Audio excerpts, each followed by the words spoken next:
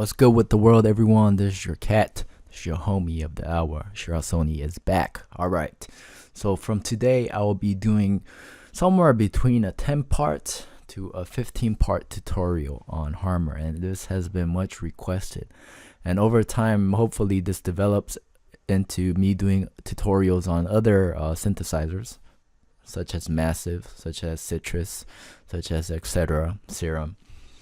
And because people have been requesting it for a long time, and I've sort of been ignoring it and putting it under the hood, because when I do it, I want to do it right. I want to do it correct, you know. Just know that a lot of the material I'll be presenting, it could also be found online, you know, in different places. It could be a lot of the stuff I know personally. I started getting it from Seamless R. You know, if you guys haven't checked his YouTube channel, it will be in the description box. So check that out. And so today we're gonna dive into the world of Harmor, to the world, deep world of Harmor. So let's get started. The first thing you have to know is what is additive. What is the additive synth? What is the additive synthesizer? All right. So in a big branch of things, there are 4 different types of synthesis. The first one is called the first most common one is called subtractive synthesis. Subtractive synthesis is basically quick example. I'm not going to explain it too far. It's like if you have 3x oscillator, if you have silent 1, that kind of stuff is subtractive synthesizers. And basically you take a rich harmonic waveform such as a saw wave or a square wave, or you take like a white noise and then you basically filter it and cut it off to make your own noise. Subtractive. So you're cutting it off, you're subtracting. That's why it's called subtractive. Second one is additive synthesizer, which we'll be explaining soon. Third one is FM synthesis, which is Citrus FM8. Fourth one is wavetable synthesis, and that's like Serum or Massive. So let's get on with additive synth. All right, additive synth is probably the oldest form of synthesis. And if you guys don't know what additive synthesizer is, this is what this first lesson is going to be for. Additive synthesis is basically adding up harmonics together. Around the 19th century, so 1800s, right, there was a French mathematician named by his name was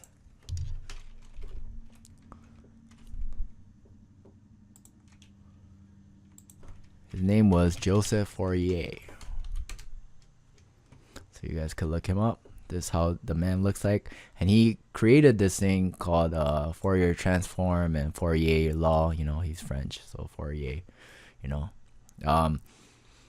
which basically stated that every sound like my clap, like my voice right now, like the passing of a car, any kind of sound is made up fundamentally of sine waves, of just very simple sine waves that you guys see over here. There's sine waves right over here, and every kind of sound is made up of that. When he made it, it was not possible to actually make sound from it, because you will need an infinite number of sine waves to add together, right, to create a complex sound, and that wasn't possible. But around probably like early 1900s onwards, and probably from around 1950s, and the start of the digital age of synthesis, we were able to reach a point where we could actually create something with additive synthesis.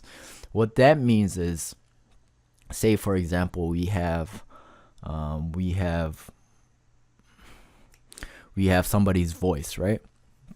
We have somebody's voice and we want to copy somebody's voice. If, for example, you could record the voice and you could play it back, right? But that is not additive synthesis. That's just recording the voice and that's just playing it back. What additive synthesis is you're basically adding all the sine waves together. So you're getting little Lego blocks together, and then you're building up the whole big thing by itself. That's what additive synthesis is. So if you want to recreate that person's voice, you can do it by building up sine waves together. If you guys don't know,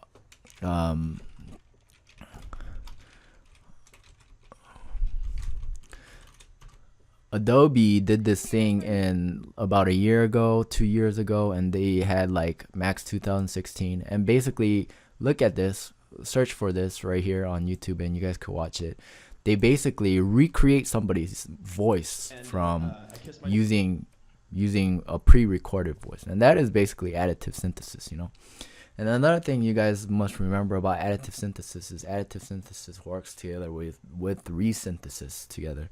And so if you guys look in Harmor, you'll find a resynthesis tab right over here, you know. And this is the whole resynthesis image section that you guys can use. But let's go back to explaining more about it. So let's say, for example, I want to create a saw wave, right?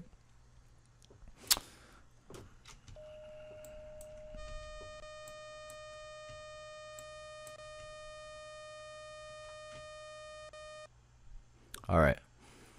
So if I have a saw wave, let me close this for a second.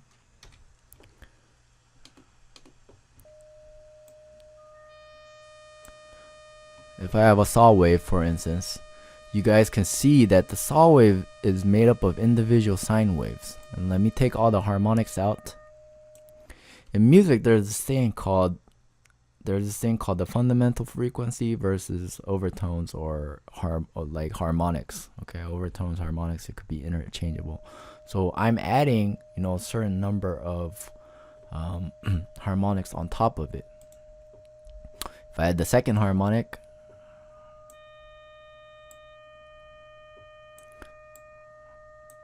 that's up to the third harmonic.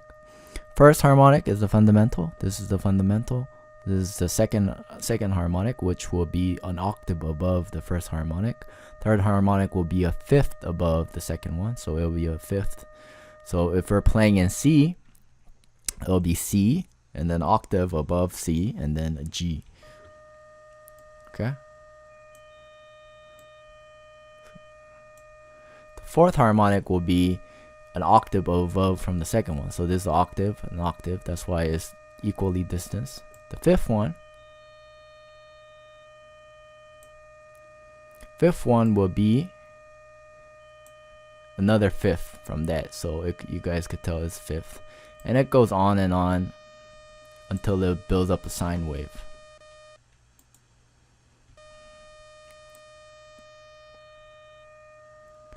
Notice how with each adding of the sine wave, this thing builds up like this. Let's go to a square wave. Same thing with the square wave. So there's a sine wave in the beginning, and then the more we add it, it becomes more and more like a square. Right? So this is basically how additive synthesis works. The opposite of this will be subtractive synthesis. So you will be starting with the square, and then you will be minusing, you know, a little bit at a time to create whatever kind of sound you want. All right. So let's go into Harmor.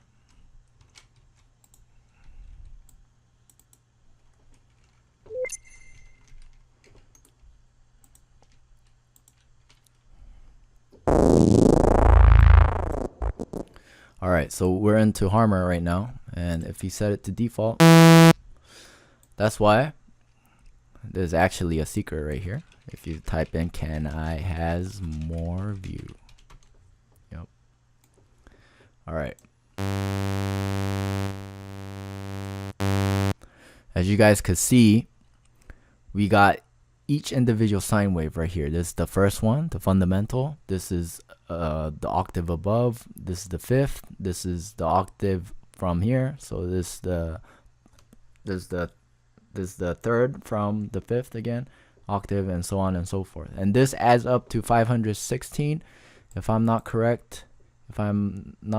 it's like 516 individual sine waves that are added up to make, you know, a pitch. It's not playing the waveform. It is actually playing individual sine waves.